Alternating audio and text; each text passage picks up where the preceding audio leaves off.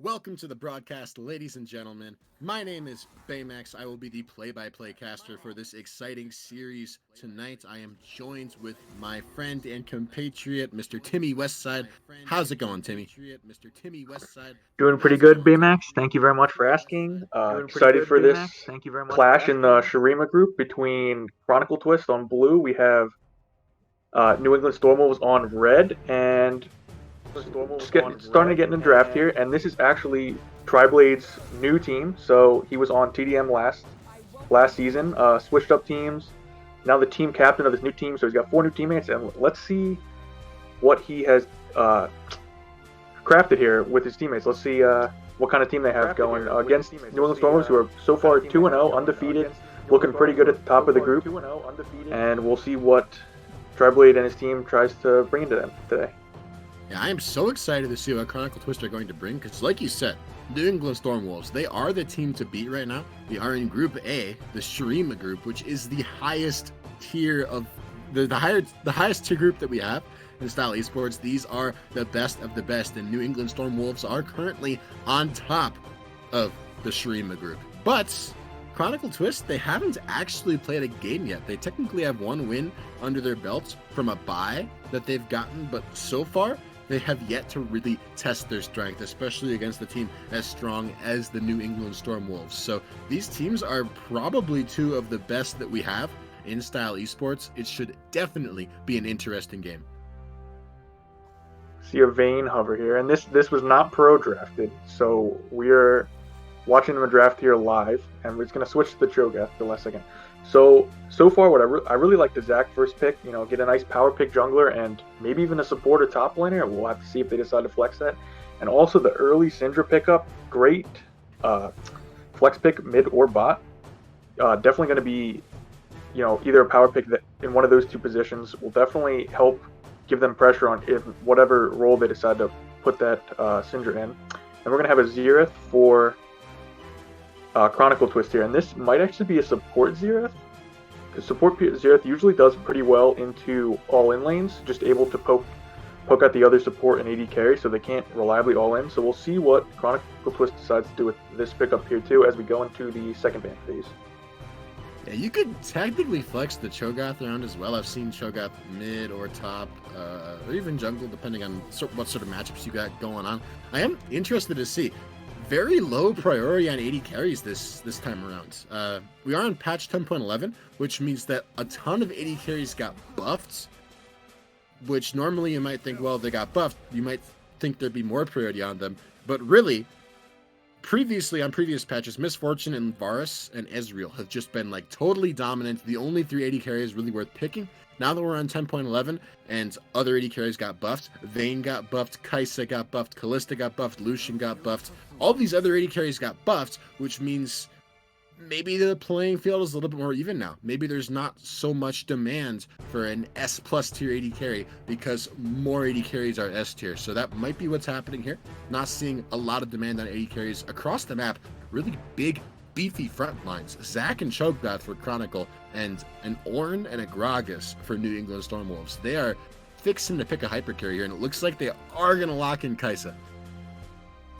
Yeah, saving the support pick for last. They did have that Blitzcrank hover there, and maybe they'll decide to go with that. But again, I don't. If this is a Xerath support, I don't really like Blitzcrank into Xerath. I'm not the biggest fan of all-in supports into poke champions. I think that they really just get poked down way too hard in the early laning phase, and then it's really unreliable when you go all in. So, I mean, Blitzcrank might be a little better later. We'll see what they decide to do.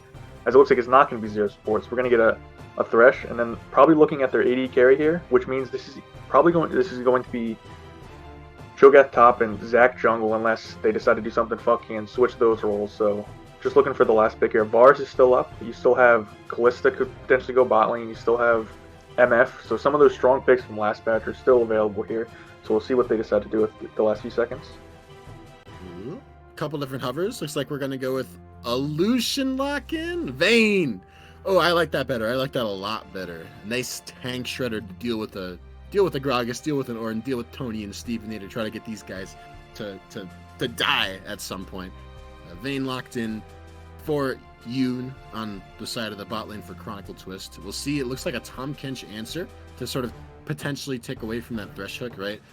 Tom Kench is good versus all-in lanes, versus hook champions, versus anything like that, but instead Handholder switches at last second, opts for a Maokai instead, which, to be frank with you, I don't think I like the Maokai nearly as much as the Tom Kench, because I feel like the Maokai probably doesn't do all that well into a Vayne, especially later on. The scaling from Chronicle Twist is pretty insane.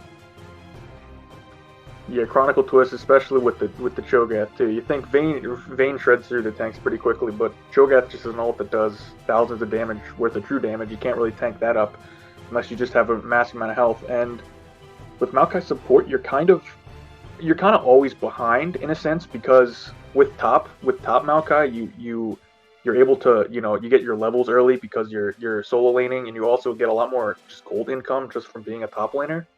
So he's just going to be behind on the tank items anyway, so it will help get the brush control early in bot lane, and will maybe help get the push a little bit early into the game with Kai'Sa, because Kai'Sa does do okay into Vayne early game, so maybe that's kind of why they picked it. But I think later in the game, Maokai's definitely going to be a little bit of a liability, less survivability, and also just with two tanks on the team, New Stormers is really going to be relying on Kai'Sa and Syndra to be able to space well and do a lot of damage and not get caught out. Because if one of those two die in a team fight, it's probably lost for New England Stormwolves.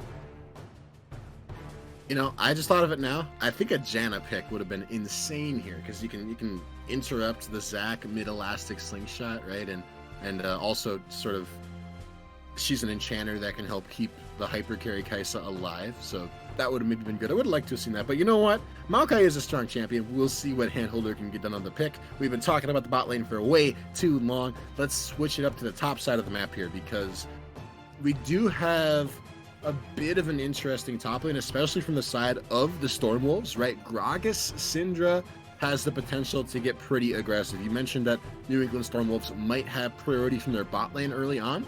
I would say that their bot lane is a little bit up in the air as to who would have priority. I think definitely mid lane can go the way of Stevenator, especially if Uber spends a little bit of time hanging around that mid lane, maybe punishing Dr. Nasus, showing himself once in a while, saying, hey, you're an immobile mage, I'm a Gragas, I have a Syndra, we have a strong 2v2. If you step up just a little bit too far, I am going to hurt you. I am going to make you pay for it. And I think just top half of the map in general, New England Stormwolves, if they want to make something happen early on, they can get control over the map, and they're going to have to do it through the mid lane and through the jungle. You definitely want to see them go for some deep vision early, definitely trying to find out where Zac is, and not letting him just hop over whatever wall he wants to get ganks off is definitely a good way to play against him early. Both teams actually have kind of a AP top side, as in top mid jungle.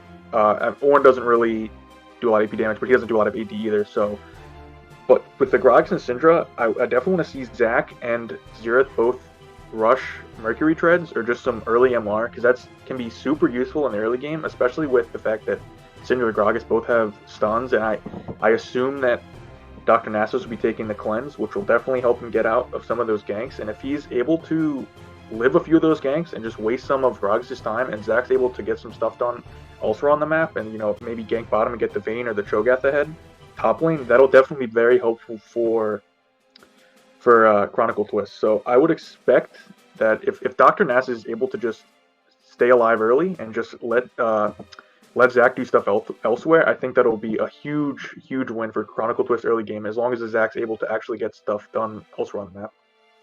I would definitely agree with that, especially when you take into account, like you said, the Merc Treads. I think you're right. Merc Treads are super high value this game for Chronicle Twist. The only caveat to that is, unfortunately, Tenacity doesn't help at all with knockups. So it's still, there's a lot of knockups coming through from the Stormwolves, right? You've got the Ornn Horn, you've got Gragas Belly Flop, although it does lead into like a short stun afterwards, so it helps with that. But, it still can't cleanse a knockup. Tenacity doesn't help a knockup either. That being said, still high value, especially like you said, top side of the map. And referring to the mid lane, referring to the top side of the map, Dr. Nasus is not necessarily doomed to lose that lane, right? I think of the Syndra Xerath lane as being sort of a skill matchup on its face. Basically, whoever can land the most skill shots wins. Now that changes when you take into account that it's a 2v2, and Syndra is good at disengage exact because her Scat of the Week can knock him out of his slingshot. Plus, Gragas Syndra is a really strong combo, so Uber, Alice, and Stevenator should never end up winning or losing out on the 2v2. So when you factor in the junglers, it definitely tilts in favor of the Stormwolves, but if something were to happen or if something were to go wrong or if there were just to be a solo kill go over, it could go either way. It's not like Dr. Nasus is just going to be shoved in all laning phase and have nothing to do. Xerath early game is pretty annoying. His Qs hurt a lot. Everything he has hurts a lot, actually. And because of that passive that's going to enable him to get mana back from auto-attacking minions or champions, he's got pretty efficient wave clear. He's able to stay in lane for a pretty long amount of time. And Stevenator has teleport, not ignite. So no combat summoner spell on the Syndra means a lot less kill pressure going over in favor of the Stormwolves. Or Chronicle Twist. No? Wait, yeah, no. Yeah, Stormwolves. Yeah, definitely gonna want to keep an eye on that early game as we get started here. Just loading in. We'll have to see what side the junglers decide to go in on. Uh, and also want to take a notice too that Xerath does not have cleanse, so he actually went barrier, which will definitely help against Syndra with like her all-in engage. But if Syndra's able to hit a stun and Gragas is nearby and Gragas is able to E-flash, that's pretty much a dead Xerath anytime. I don't really think the barrier will be able to save him as long as he gets CC locked long enough and isn't able to flash. So gonna want to keep an eye on that too. And also Vayne ended up going press the attack, which gives her a little bit more kill pressure, but a lot less survivability early into the game without the fleet footwork. The extra move speed can actually come in handy. And another thing is the dual aftershock bot lane. So obviously both of them are going aftershock, but a big thing will be is if Thresh doesn't hit a hook and Maokai decides to go in, Maokai gets the guaranteed route right with his W, and if you're able to juke out on the fillet as well and like avoid all the Thresh he sees, he's very squishy without his aftershock proc. So if they're able to, kind of play around Thresh aftershock and go in on him when he's not able to get that up, that can be a real big win for New England Stormwolves. So we'll have to see how they decide to play around that too. Timmy, okay, maybe you can shed some light on this for me, but Stevenator has Arcane Comet. I don't understand this. I keep seeing it over and over again. I think we saw it last night as well. I don't get why. I feel like Electrocute is so good on Syndra, and if you are gonna go for that sorcery tree, then I think Phase Rush is typically the way to go. It gives you so much safety, so much kiting, especially against the pretty significant engage that Chronicle Twist have. I think Phase Rush should have been good, but I keep seeing people taking Arcane Comet, and I don't know why. I'm more of a fan of the Electrocute. I think Cheap Shot and Ravenous Hunter are just so good synergy wise, especially on champs that do so much burst damage like Syndra. So I probably would have taken Electrocute here. But I guess if you really want to go sorcery, you're able to.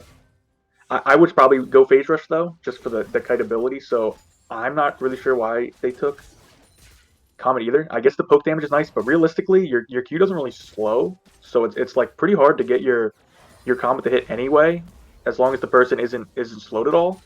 So especially once Xerath gets his boots too, like he's not going to get hit by Comet unless he's CC'd. So I think that's a little bit weird. I guess she wants the extra poke damage early, which can be useful in a Xerath who does poke a lot early game. So I guess we'll have to keep an eye on that and see how much damage she does with that at the end of the game and see if it was actually worth it or not over the Electrocute, which I think is probably better in most scenarios. Yeah, I get it. Like you were saying, Arcane Comet is easier to land on somebody like Xerath, because normally with Electrocute, you gotta walk up to get an auto attack range, and that's kind of hard to do when Xerath is probably like the entire screen away from you. But I don't know. It just I feel like Phase Rush is so much better almost always. Anyway, we'll move on. We'll move on. I'm sorry, Steve Vader. Prove me wrong. Go for it. Prove me wrong. Looks like we are marching onward to this game, right? Minions have crashed. We're now 3 minutes in. The game has started. League of Legends is in full swing here.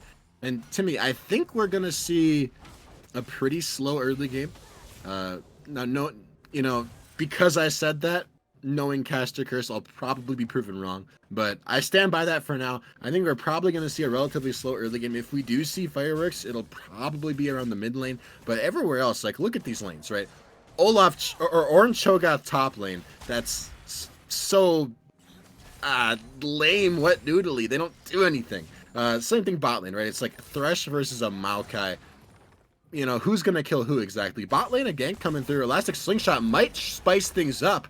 Death Sentence not going to land, but now Uber is coming in for a re-engage. Filia might be in trouble. Got no Slingshot to get out. Nice flash body slam from Uber means that Filia is forced to flash out if he can. First blood already gone down onto Yoon. Heals not going to save him. Now the blobs are popped.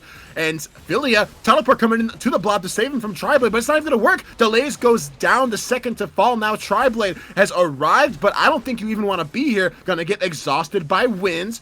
Going to be able to walk out of that one just barely as an exploding barrel from Uber. Not going to quite pick up the kill. Still, a 2-0 in favor of New England Stormwolves, and they get the teleport. Oh, they're going back in. Twisted advance under turret. Triblade, why are you stepping back up? Another kill for the New England Stormwolves. They are on a roll.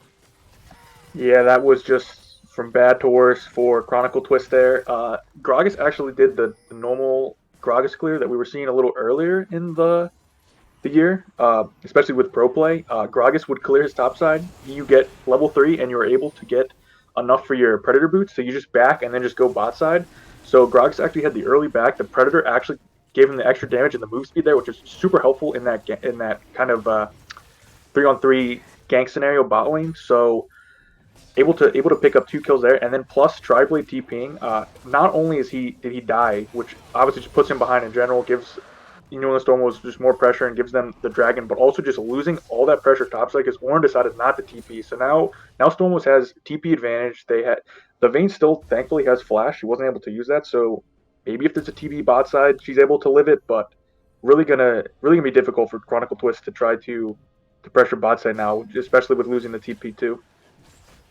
Yeah, and I think, we talked about it in Champ Select. I think Chronicle Twist's win condition is sort of scaling and waiting for Yoon to come online. Yoon needs 2 to 3 items before Chronicle Twist can really feel confident about taking a lot of these fights, I think. And so it's a little confusing to me why they started that fight. They tried to force that fight early.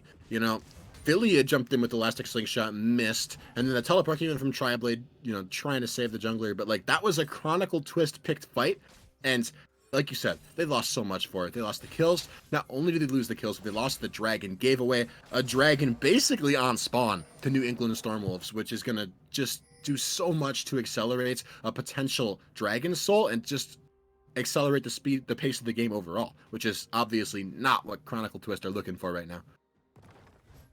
Yeah, I think there if the Zac just backs and they just decide to play it safe, and even if Gragas ganks with the Predator, maybe one of them dies, but then the rest live. I think just not having the vision on the Gragas there, not knowing that he had his Predator already, and just kind of overstepping, kind of cost him a little bit there. So as he gank in mid lane here, but they kind of miss all the abilities. We'll see if they get a kill. Slingshot did not quite land, but the stretching strikes did, and Steven at the end of the day did have to flash, so not all was lost. But Tony Hill and Uber, they saw Filia gank mid. They know exactly where he's going. They are waiting at his blue buff. He's got no flash. He's got no elastic slingshot. He has got no passive. Another kill for Uber. 3-0 on this Gragas. Yeah, just kind of uses the slingshot kind of a little, not aggressively, but a little foolishly there, and just goes over the good flash. Yeah, good flash. Good flash. So got the call the Forge got out there. Yeah, so at least Triblade, he didn't use flash when he was bot lane, so at least he gets to live there. He knew they were both up there, so at least a little bit of a victory for Chronicle Twist there, not giving over another kill. And Triblade, even though he is down a death, he's still pretty even with the Ornn, and Ornn only got a little bit of gold from that assist, so Triblade's actually not that far behind, thankfully. Triblade is not that far behind. Unfortunately, the same cannot be said for the rest of his team now.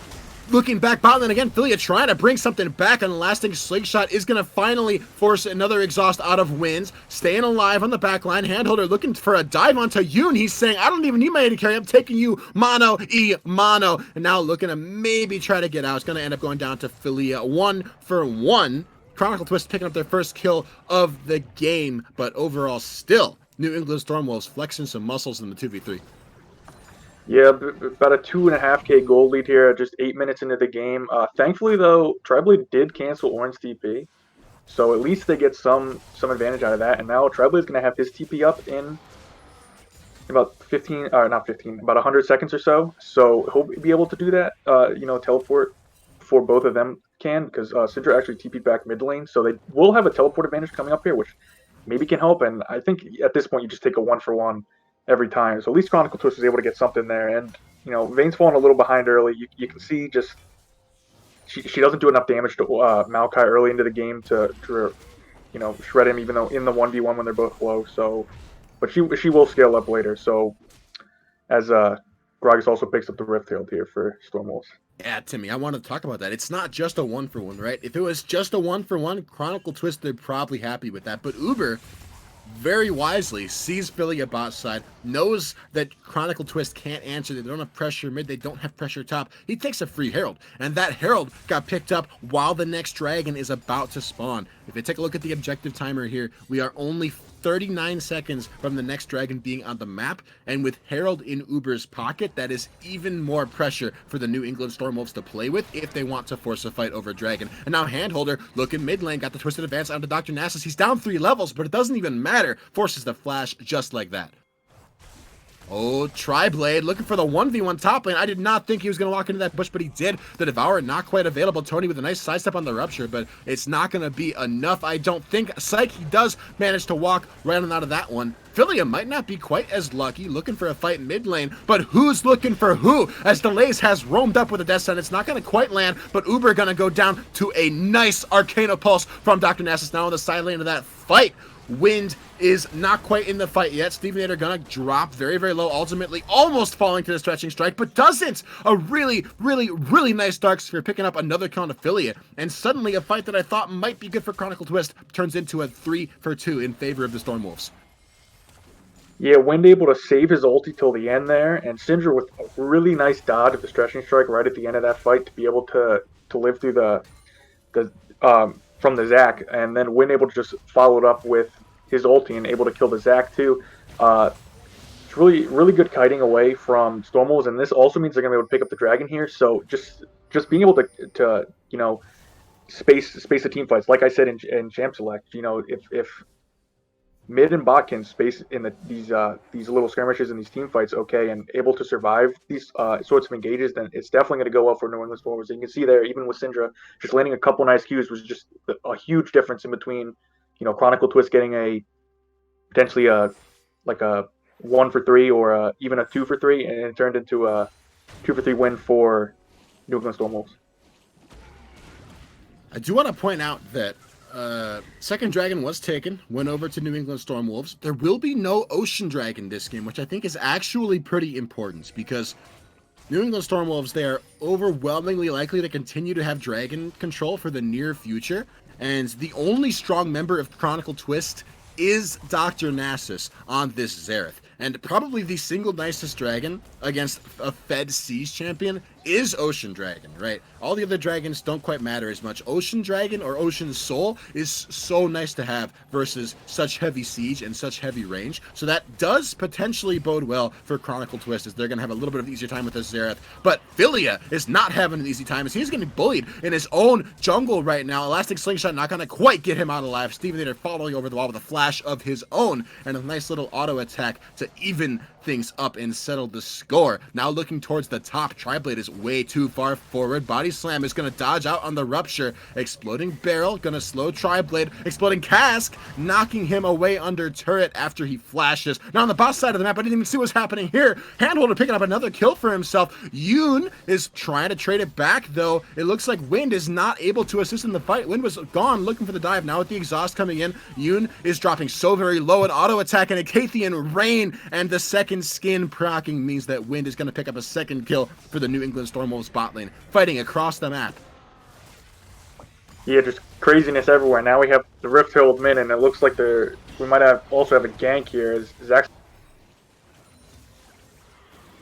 Doesn't look to be too much, just killing the Rift Herald, but they were able to get a couple plates there. So that's just more victories for New England Storm. It's opening up an almost 4,500 gold lead at 13 minutes. That's massive. So that's really going to help them just snowball this game even harder. Because like we said, Chronicle Twist definitely does outscale. The Cho'Gath and the Vayne really do way more damage late game, and especially in these team fights. With the Cho'Gath and his ulti and the Vayne just being able to shred through these tanks, definitely not looking good for Stormwolves late game, but they're doing really well so far. And now Philia looking ball in again, trying to make something happen. Does end up getting Wind's flash, which might end up being very important, right? Wind is strong. 3-0 on this Kai'Sa. Gonna have got double pickaxes to try and get that passive stacked up as quickly as possible for you to get the bonus AD to upgrade. I think it's a Q that she gets with that AD. Yes. Now looking towards top side of the map. Uber is looking for a gank of the Tri-Blade. Cho'Gath, this big void monster trying to stay alive. He doesn't have his ultimate available. There is no hope on this one. Uber is going to eventually pick up the kill, or maybe decide to donate it to Tony. One way or the other, Tri-Blade is going to go down. He is just trying to buy time. And buy time he does, but not quite enough. Yeah, he was just buying some time, but realistically, there wasn't anything he was really buying time for. The rest of his team wasn't really accomplishing much, unfortunately. So he just kind of goes down and ended up using his ult on the minions there, like right before that gank happened. So that was a little unfortunate for him. But he does have a few of these stacks now, and he is farming up with these ulti stacks. As we may see something down here in the bot lane.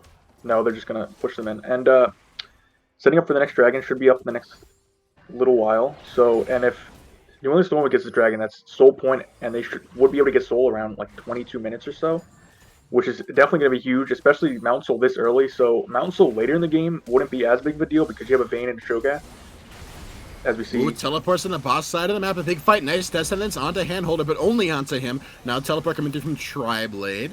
A nice feral scream is going to go for a silence. Wind ignited, dropping kind of low, but not nearly enough. Units dropping very, very quickly, getting picked up by Uber, and now the fight is continuing. Tri-Blade finding a nice devour onto Handholder. Going to trade back at least one kill, but only one, as a double kill goes over to the New England Stormwolves jungler. Elastic slingshot from Philia, trying to get out alive. It looks like he might have managed it, but at what cost? A 3-for-1 in favor of the Stormwolves. Yeah, and the dragon's coming up here. It looks like they might also be able to pick this up, which is just going to be even worse for Chronicle Twist here. Tried to what's the word? Tried to punish the fact that Wind did not have flash. Zach flashed on Wind there, tried to get the knockups, but was unable to quite bring her down. So she was just able to get out and just deal so much damage. And then once Vayne ended up falling, it was pretty much over for Chronicle Twist. So it looks like they're going to have to just give up this third Drake here. And this is going to be very big for New England Stormwolves because now they can potentially even, bait Dragon and go get Baron or something. Although I would say Soul is probably better than Baron. But, get Mount Soul 21, 22 minutes, which is just a huge win condition for them, especially early into the game. Yeah, the earlier you can get that Dragon Soul, the better. And we are looking at potentially a 21-minute Dragon Soul, like right on time. That's as soon as you can possibly get it, basically. Although Chronicle Twist are trying to strike back, looking for this Herald. I don't know if they can get it. Handholder is on the scene. He's got that sweeper to clear out some vision. Uber is here to back him as well, but it's currently a 2 versus 5. That's something that's not going to quite land. This could be the fight Chronicle need. Buys some over the wall. Uber's looking for something, but he's going to find nothing. Stuck in the pit now, but it looks like Chronicle Twist do not have the courage of their convictions. They want to take the Herald and run. Predator pop now from Uber as you might look to re-engage, but overall, not a bad sneak from Chronicle Twist, but I think they could have killed Uber there. Yeah, they didn't have vision on Kai'Sa, and they saw the Syndra there, but I didn't want to engage into that. So, it looks like Zach might have seen himself get caught out here. Although it's just the Maokai, they didn't really know who was there. So at least should be able to pick up the blue buff unless Maokai gets a cheeky little seal. No, not. Yeah, just a Maokai. It's a Maokai that's in trouble. Handholder going a little deep, trying to take that blue buff away. Gonna get caught up with the Descendants and pay the ultimate price. Ooh, and now Wind took some turret shots pretty low. Might be in trouble. Right of the Arcane. 2 shots are true, but not gonna quite do enough damage to finish off that kill. Wind limping away with just a little bit of HP left. Yeah, that's pretty big because both her and Syndra have yet to die yet, and they both have pretty big shutdowns. Syndra at 950 gold, Kai'Sa at 700 gold. So either of those kills going over on Xerath would be huge for Chronicle just to help them get back into the game here. They're already down 7,000 gold at 18 minutes, so just any little bit of gold would really help. But they looks like they will probably at least get the top tower here, which is something just to get them back into the game a little bit. They're just basically at this point, I would suggest Chronicle just to try to play back, just play safe, just try to scale up into the game. They definitely outscale, and what they don't want is to just let this game snowball out of control. If they're able to, you know, get Vayne 2 or 3 items, get Xerath a couple items, get Zac a little tankier, get Cho'Gath another couple items, they have a good chance at being able to win some team fights and maybe come back into this game. I think their best chance is playing around Dr. Nasus, right? If Chronicle Twist can find fights that last a long time, play around the Xerath poke, they can maybe look to find favorable engages or at least stall out the game a little bit longer. But it's hard. He's basically the only strong member of the team. Everyone else is ridiculously weak. And even Dr. Nasus, who is somewhat strong, he's got about an item and a half completed. He is 2,000 gold behind his lane counterpart. Steven Nader is up 2,000 gold on him. And, with as tanky of a frontline as the Stormwolves have, I am pretty skeptical that Xerath is going to be enough. But what might be enough is picking off the AD carry. Yoon finding himself in a 1v2 in the boss side of the map, going to go ahead and pop that final hour and actually stealth his way out of that one. Exploding cask on the disengage now. It's actually Uber and Tony who are running from the fight. Philia has arrived. Chronicle Twist can get across the map in a pretty quick amount of time with that elastic slingshot. Now Dragon is spawning in about 1 minute and 40 seconds. So both teams are starting to try to want to get some vision control around the area. Great juke there by Yoon, just able to cut out as we have a little bit of disconnect. Maybe we'll see a pause here. Something's hopefully up with back. Dr. There's the pause. Hopefully he'll be back. Okay. And yes, there's the pause. So, not Chronicle Twist, New England Stormwolves, just getting some vision around the Dragon here. Definitely just want to set this up. Even if they decide not to just go for the Dragon right on spawn like they have the other three, they could potentially bait something here, just try to get a couple kills and then guarantee the Dragon and also get the Baron. So what I would suggest they do is probably, just get a lot of vision control, just get the ability to either just take the Dragon straight up, and even if they take Dragon and they happen to trade Baron, that's still hugely worth for them because Soul is way better than Dragon, or way better than Baron in pretty much every situation. So I think I disagree with you in this instance simply because of how far Chronicle Twist are behind. Normally I think you're right. Dragon Souls are, if you're in a close game, Dragon Soul always more important than Baron. But right now, Chronicle Twist need gold so badly. I think they will outscale if they get to that point, even if New England Stormwolves have Dragon Soul. They need to stall out. Vayne True Damage does not care about all of your stacked resistances. Silver Bolts don't care that you have 2 Mountain Dragons and a Mountain Soul on an Ornn, a Gragas, and a Maokai. They are still going to melt, right? You needs to get to that point. Plus, when you are this far ahead, when you are as far ahead as New England Stormwolves are, and make no mistake, they are very far ahead, you generally don't want to give up anything. Right? There's no world where New England Stormwolves have to give up Baron to take the Dragon Soul. They should be able to take both with relative ease. So I guess all that is to say, I agree with you. Generally, I think Dragon Souls are more important than Baron, but in this specific instance, I think New England Stormwolves, if they give away Baron, that would be a blunder because Chronicle Twist need to desperately stall out this game any way they can, and I think they would take that trade if they can get it.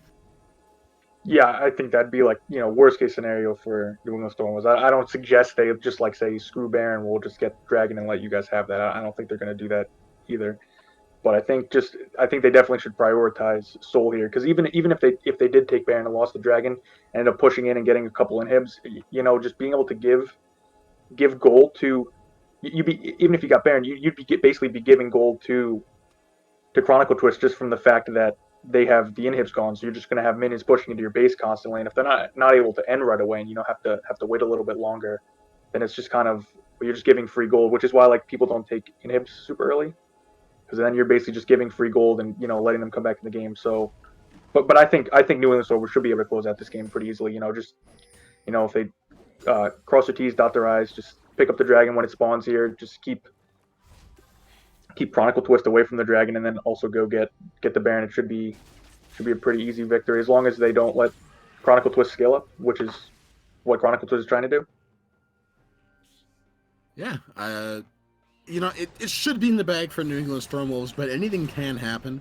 Although, I, Dr. Nasus, I think right now he is sort of the win condition for Chronicle Twist. If he can land those Arcana Pulses onto Stevenator, onto Wind, onto the key carries from New England Stormwolves, then maybe in a very long, protracted fight where the Stormwolves have no way to deal with the poke, Chronicle Twist could pull out a win. But it doesn't seem likely, especially with so much vision control in favor of the Stormwolves. You can't walk in.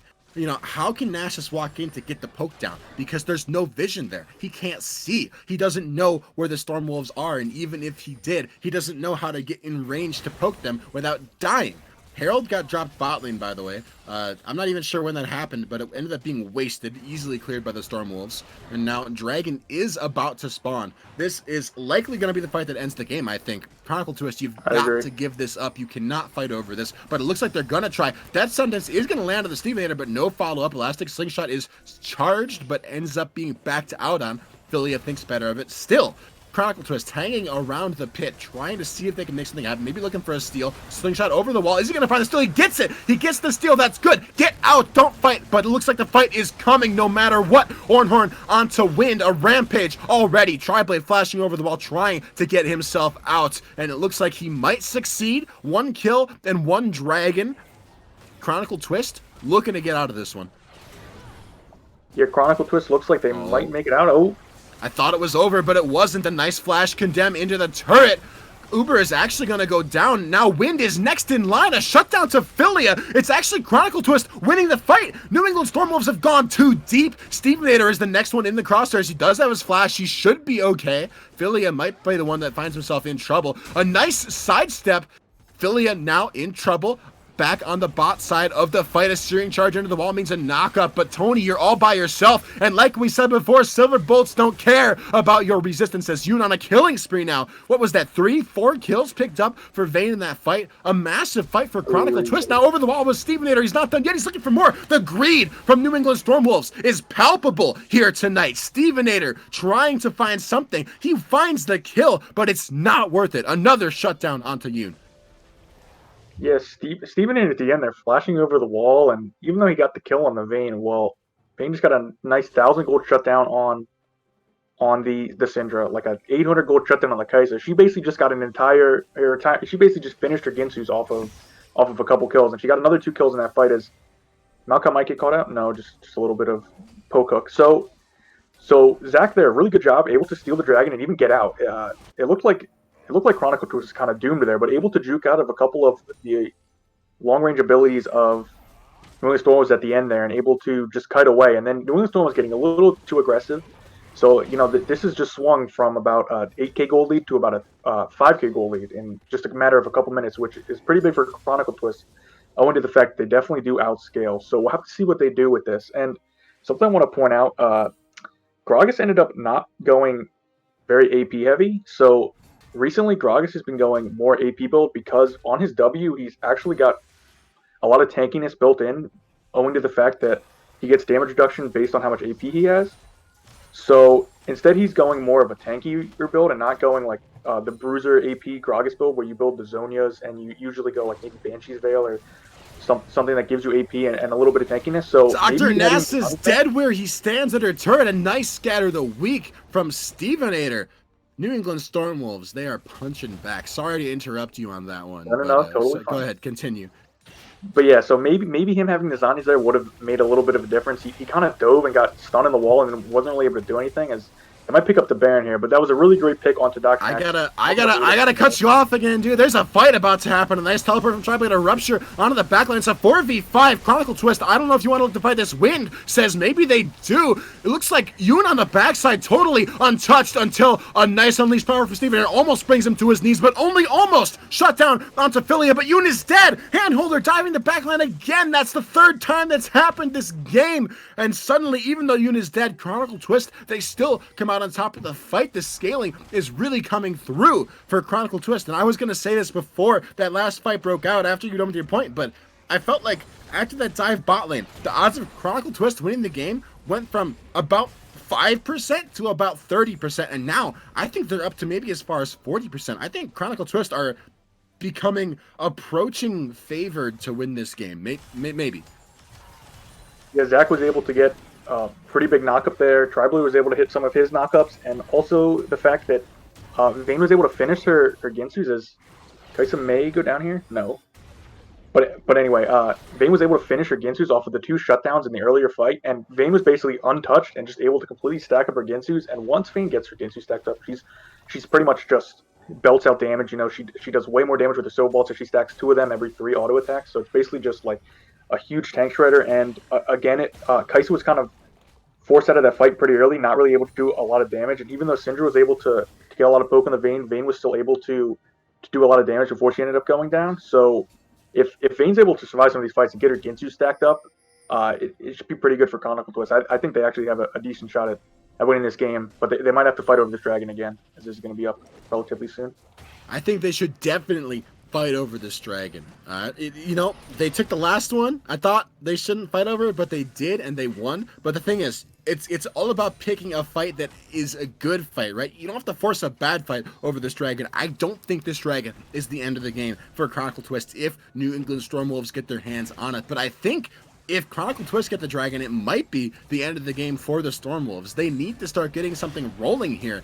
They lost last dragon. They don't have the soul. Slingshot gonna get interrupted. We might see a fight. Handholder popping the Nature's Grasp to try to disengage. Tony is currently unchallenged in the side lane right now, which means that top lane turret is eventually going to go down, but he isn't orange, so it's going to take a long time. Does have teleport. We are probably going to see TP flank right here, right now. Triblade, you're kind of low. Scatter the Weak is going to land, forcing the flash over the wall. Now into the front line goes Uber, but there's so much damage on Phyllis. He dove the back line, but he died before he could get anything done. And now next in line is Delays trying to front line for Triblade for Yoon, but it's not quite enough. Now all that remains for Chronicle is the backline. There is nothing left to peel for them. Wind and Handholder and Tony diving freely as Chronicle Twist go down, shut down by New England Stormwolves.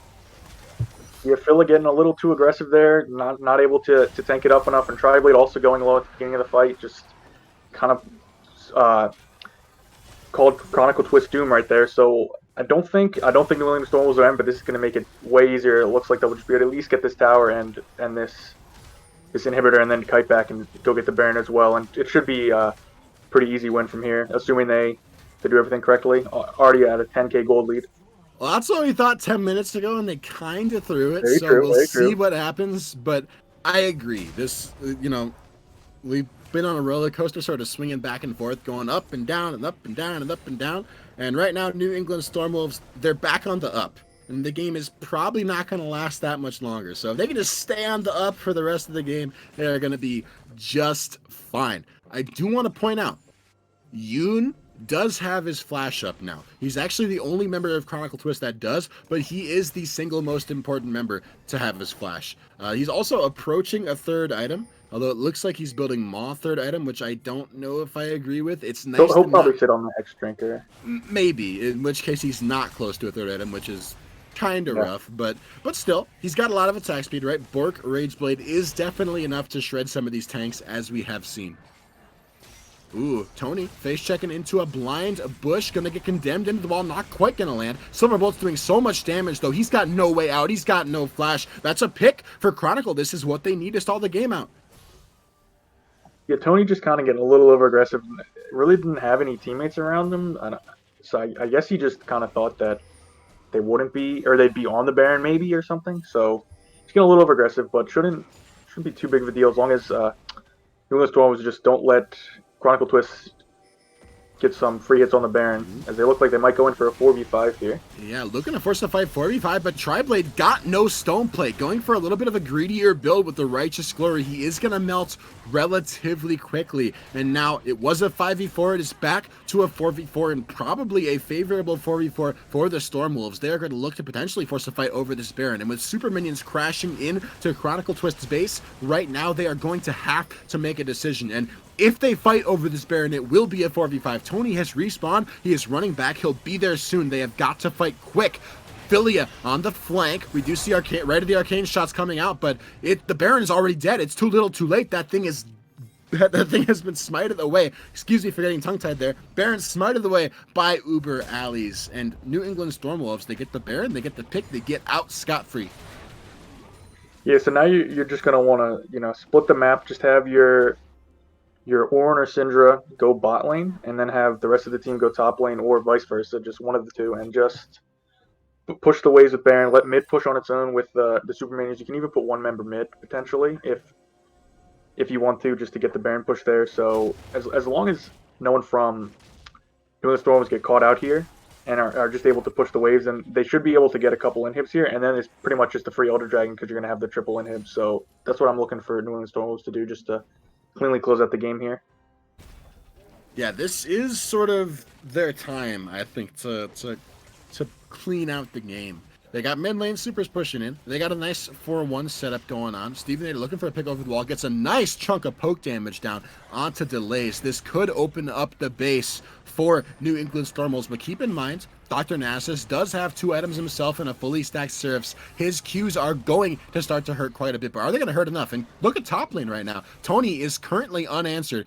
He isn't Ornn, but he's got a Baron buffed wave, so it won't take too long for that turret to fall. Right now, Chronicle Twist is losing their top lane. They have got to make a choice. They have got to force on one of the sides, or they are going to slowly bleed out their entire base. Now, Philly are looking to try to stall out this Ornn, but it only means that Chronicle can no longer defend their bot side as that turret falls as well. And Steven Nader wins.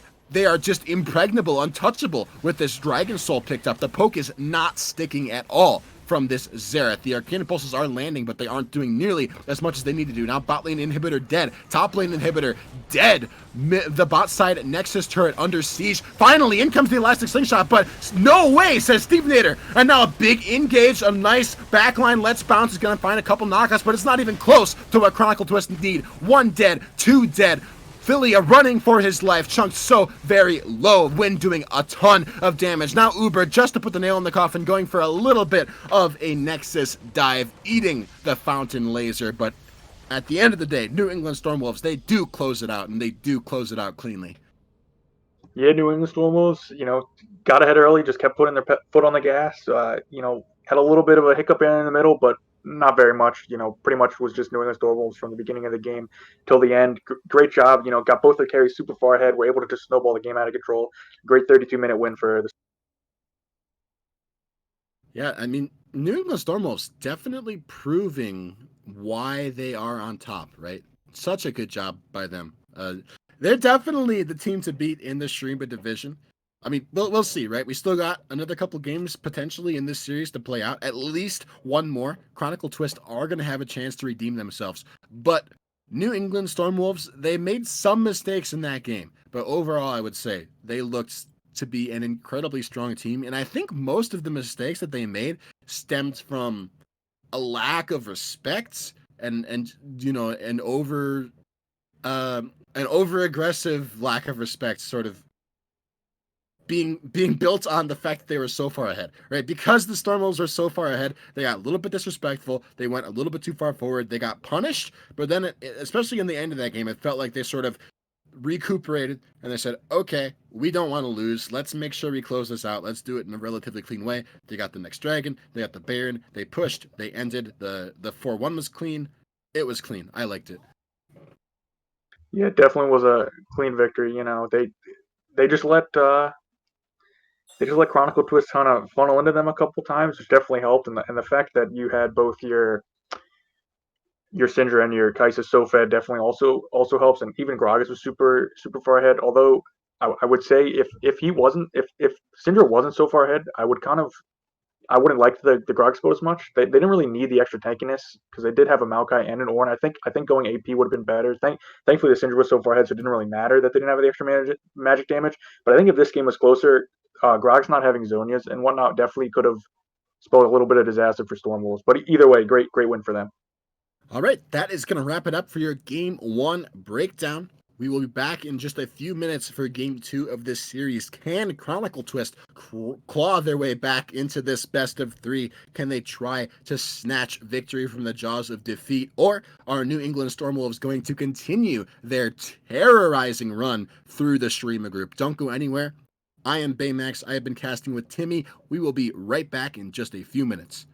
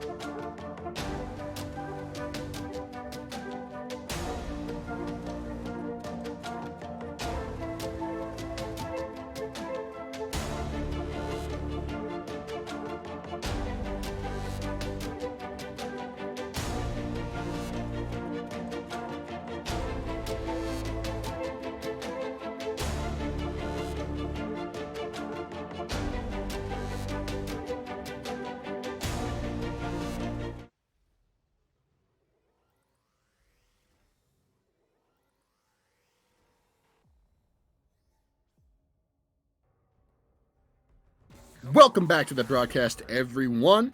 It has been a fantastic break. I hope you enjoyed it as much as I did, because I found out that I, along with the rest of Wisconsin, am about to die in a horrifying storm. So hopefully I won't lose connection. But if I do, that's probably where I went. So, hang tight if that happens. You'll have Timmy with you through the rest of it, but we should be fine. I don't think my power is going to go out. Anyway, hopefully it won't. We got game number 2 about to go live here, and everyone knows that your power cannot go out when you are casting a style esports game. It is physically impossible. The laws of nature do not allow it to happen. So, Timmy, we are loading in this champ select here. How are you doing, my friend? Doing pretty good, Baymax. Probably doing a little better than you are, as I'm not in Wisconsin and I'm nowhere near a huge thunderstorm that's about to hit me. As we are getting into champ select here, and it looks like Chronicle Twist on red side of this game, going with the Cog Lulu, one of those more famous bot lanes. Really good synergy with Cog and with Lulu. This should be a pretty oppressive bot lane early with Cog with his W up, and also with the Lulu passive. So we'll see how Chronicle Twist play around this. I kind of want them to maybe pick something a little more early game oriented, as last game it seemed like they tried to fight a lot early and then ended up not winning the fights because they were behind and they were more of a late game comp. So we'll see what they decide to round out their comp with, as we're going to see Tony Little on Ornn for the second game in a row. He played very well last game, and we're also going to see Uber Alice on Lee Sin this game, switching it up a little bit, going away from the Gragas, as we did see a lot of jungle bans. Maybe we'll see a Pyke supporter, maybe even a Pyke solo lane here. No, just going to get baited. Just going to get baited. For the sake of consistency here, I will throw it out there. Chronicle Twist and New England Stormwolves have swapped sides. So Chronicle Twist is now on the red side. New England Stormwolves hanging tight on blue side. So maybe that'll factor into things. We do see some far different picks and bans coming through, especially from the side of Chronicle Twist. You mentioned the Kog'Maw Lulu bot lane. That is, honestly, it's not all that different from what they had last time around, but like you were saying, it should have a little bit more early presence. Kog'Maw Lulu, normally you think Kog'Maw, you don't think super oppressive lane, but Kog'Maw Lulu definitely has the potential to pop off at any stage of the game, so do not underestimate it. Yeah, I think Cog early, especially with his W, I think with the W like extra max health damage early game is just so oppressive if you're able to trade with that up. I think if the bot lane for New England Storm definitely has to keep that in mind. Like if Cog walks up, has his W and the Lulu shield on him, he's just going to be belting out damage early games. Definitely going to want to keep an eye on that, especially if he's running Hail of Blades, which has been seen a little bit. Gives you the extra attack speed, which definitely does help with the early trading. So we're just going to get a Trundle jungle picked up here, it looks like. So I'm not going to lie. I'm so sick of seeing Trundle. Oh my god. I am a little too. But thankfully, though, you can't get away from him. At least they're picking it into tanks, not just picking it into a team full of like bruisers or just attack champions that just do a ton of damage. Because that's when I really hate Trundle. So at least they're kind of counter picking him a little bit here. They're gonna save mid pick for last. So we'll see what they decide to put Dr. Nasus on this game. I want to see him on something with a little more agency rather than just a poke champ and Zera. He seemed to not be able to do enough damage late game to really, or like later in those team fights, with just him poking, he wasn't able to break through the front line of Stormwolves. So we'll see what they decide to put him on here. You know, part of that was Stormwolves were like ridiculously tanky and had a decent amount of innate sustain, especially with Gragas healing. And part of it was also that Stormwolves got a Mountain Soul. So not only did Dr. Nasus have to poke down, not only did he have to poke them, but he had to poke them through the Mountain Shield, which ended up mitigating a lot of that damage coming through. We do see a Varus picked up for Wind in the bot lane for New England Stormwolves, which is back to the same old of last patch, of the old meta. You know, we were talking a little bit in the previous game about the potential new AD carry meta, about how a lot of other champions are viable, like Kai'Sa, like Vayne, these hyper carries that got buffed up a little bit.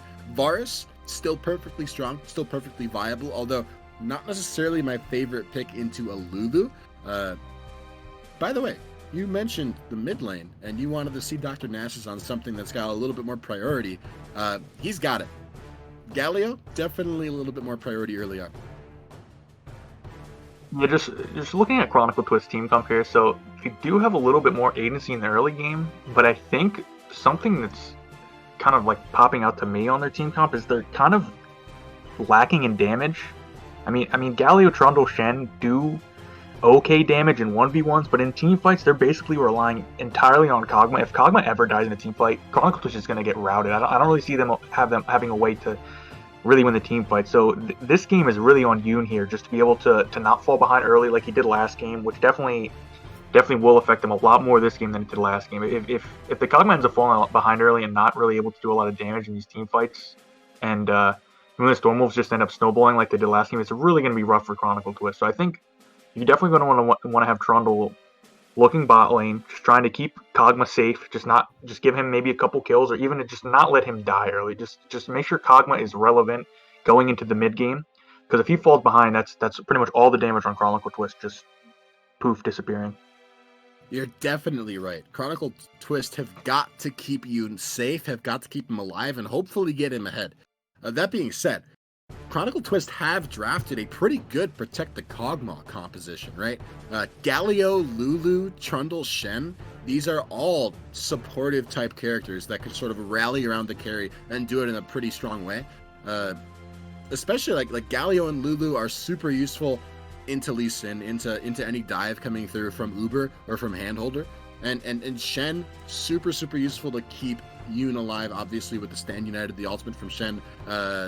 Hero's Entrance is big. I forget what Lulu's ultimate is called, but you know Wild what? Growth. That is a Wild Growth, thank you. Wild Growth is a huge impactful ultimate as well. Like, there's so many ways for Chronicle Twist to enable Yoon and buff up Yoon that it's hard to see a world where he does get caught out, barring some sort of really egregious positioning mistake. I think the really big thing that Chronicle Twist have to worry about is getting bullied early, getting punished early. Varus Thresh is a pretty strong lane. There's a lot of all-in threat there, and Uber is on a strong early game jungler. Lee Sin has a lot of mobility, can get around the map easy, and loves to punish immobile AD carries for being immobile AD carries. So I think the hardest part for Chronicle is maybe once again going to be to get through that early game. You'll have to see what Wynn decides to do here. I don't know if he'll.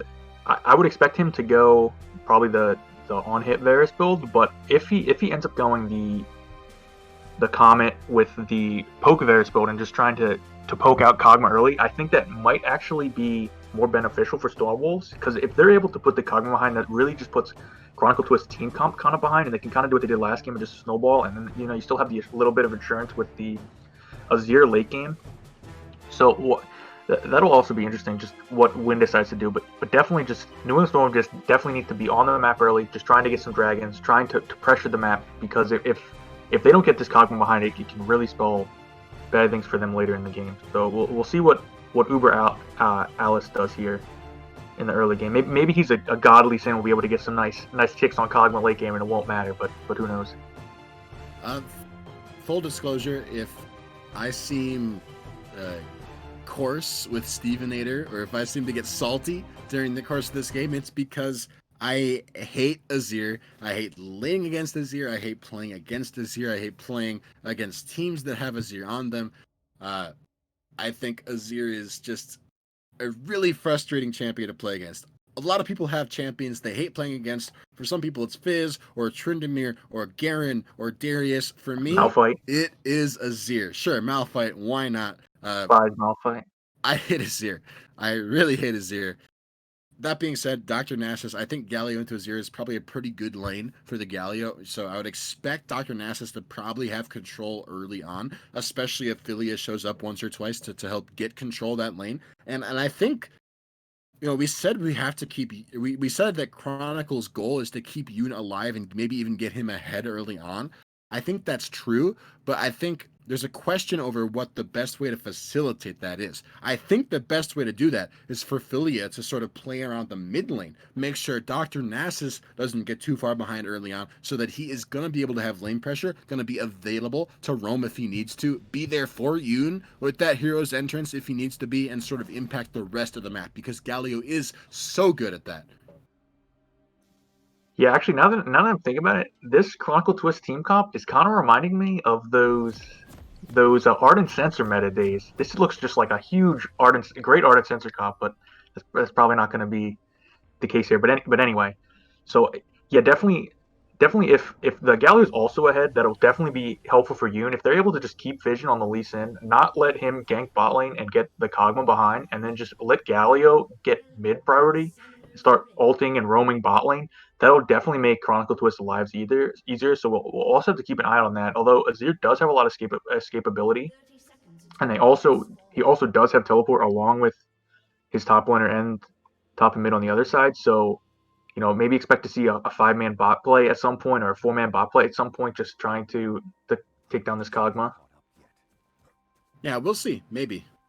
New England Stormwolves definitely have the dive to pull it off if they want to, especially once they got some ultimates available. I think the biggest one is going to be the Chains of Corruption, right? Wind has got the tool to sort of initiate a fight, and if he does, there is so much follow-up, right? Handholder, Stevenator, Uber, all these champions have great follow-up. Handholder is pretty good engage too.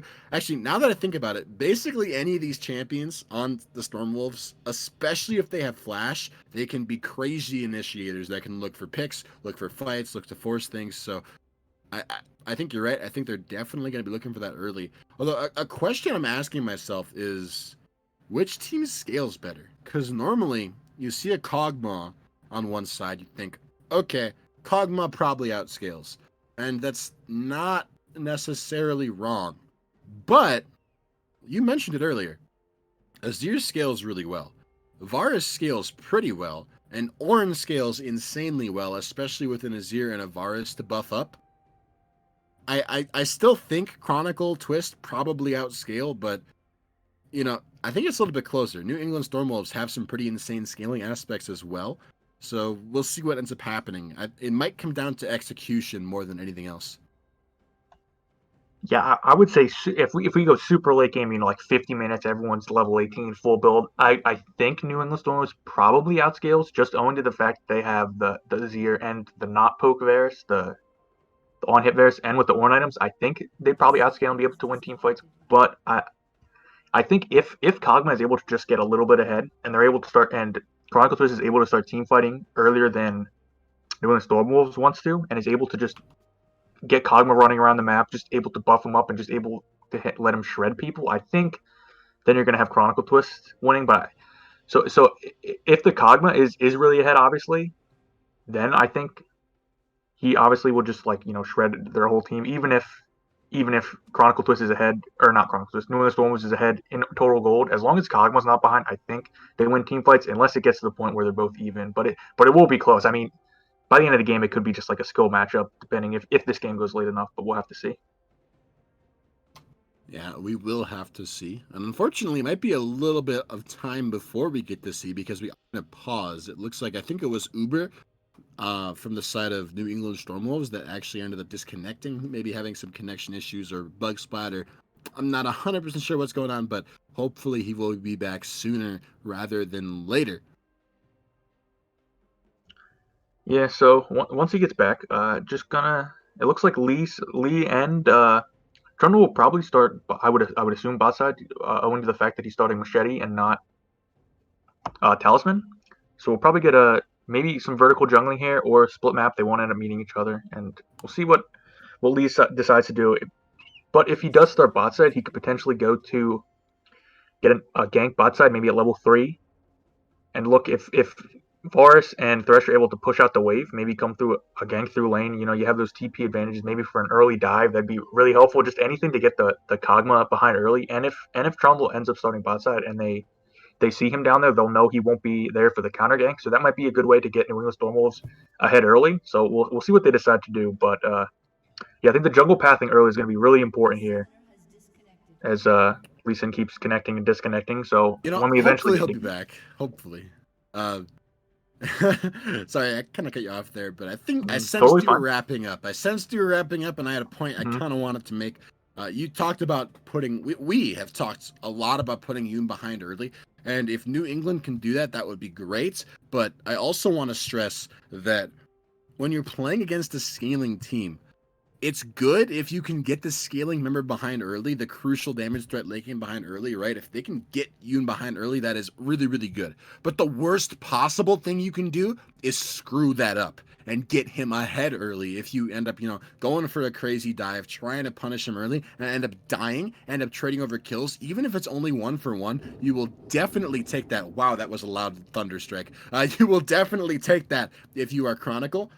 So, a little bit of caution for the Storm Wolves. Be a little bit careful, right? You do want to play around maybe that bot side and maybe punishing the Kog'Maw, but don't lean into it too hard. Don't forget what the ultimate goal is, which is winning the game. And you can't do that if you end up feeding Yoon too many kills early on. You got to be a little careful.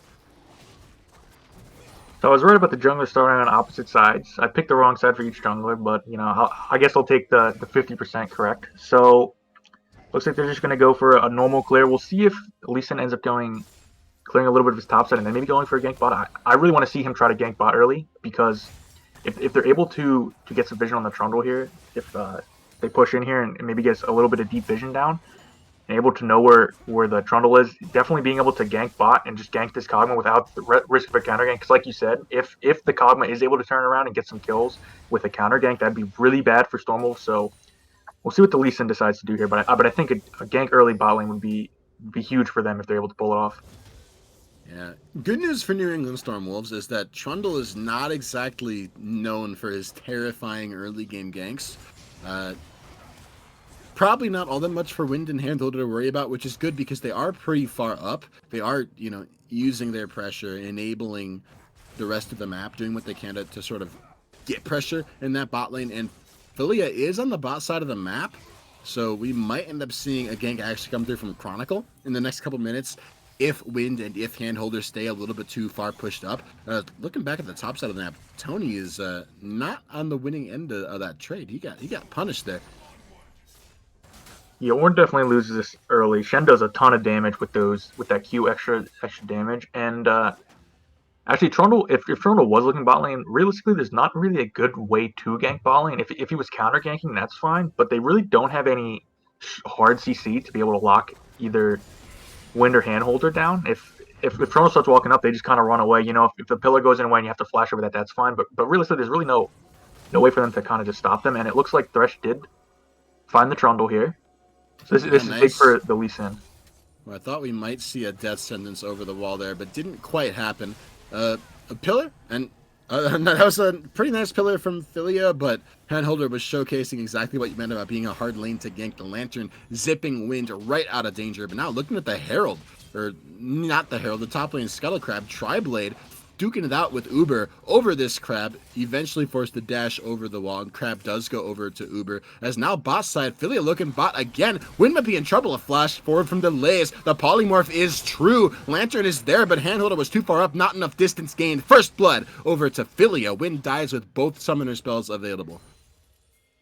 Yes, that's where you can see where him taking the exhaust maybe would help more in team fights, but in that instance, not that good. Having the heal there probably would have saved his life there. So, and this is what you were saying about how, if Cog gets ahead early, this is really just gonna mean trouble for Stormwolves, as Galio getting poked down a little bit, but just gonna walk it out. It looks like. Yeah. So it was bad for New England Stormwolves that Wind ended up dying, but keep in mind the kill did end up going over to Philia, and oh wait, no, it didn't. I take it back. It went over to Yoon. So I read that wrong. I thought Philia picked up that one. That is good. Yeah, like you were saying, that is really good for Chronicle actually, and pretty bad for New England Stormwolves. Yoon and Delay is probably gonna have a pretty significant lead, which maybe won't change too much this early on, because Varus Thresh still is a strong lane and Lee Sin is still a strong jungler. But it does mean that sooner rather than later, Chronicle Twist are gonna start coming online, right? Normally at this point in the game, if you're New England Stormwolves, you want to have the pressure. You want to be pressuring mid lane. You want to be pressuring bot lane. You want to be using that pressure to take an early first dragon. Ideally, I think Uber would already be on this dragon, using pressure from the bot lane and the mid lane to enable his team and go ahead and take that first objective. But as it stands right now, that dragon's still on the map, despite the fact that Steve Nader is winning mid lane, largely because Wind and Handholder ended up getting sort of caught out there in that fight. And now Yoon did back, got a kill, got a Vamp Scepter, gonna allow him to stay in lane a lot longer and sustain through a lot more of that Varus poke. Just means it's gonna be that much harder for the Storm Wolves to end up finding a foothold in this lane. Yeah, definitely look for Lee Sin maybe to not really gank bot lane. Don't really want to get the Kog'Maw more ahead than he already is. And you do have your Varus is ahead almost 20 CS at this point, and Yoon will be able to pick up a little bit of that CS there, but it's definitely not as much as the difference is there. And your Azir is also ahead almost double the CS pretty much at this point, which is another big thing. So even though Kog did get that kill there, you still have good CS leads as we see another gank here bot lane.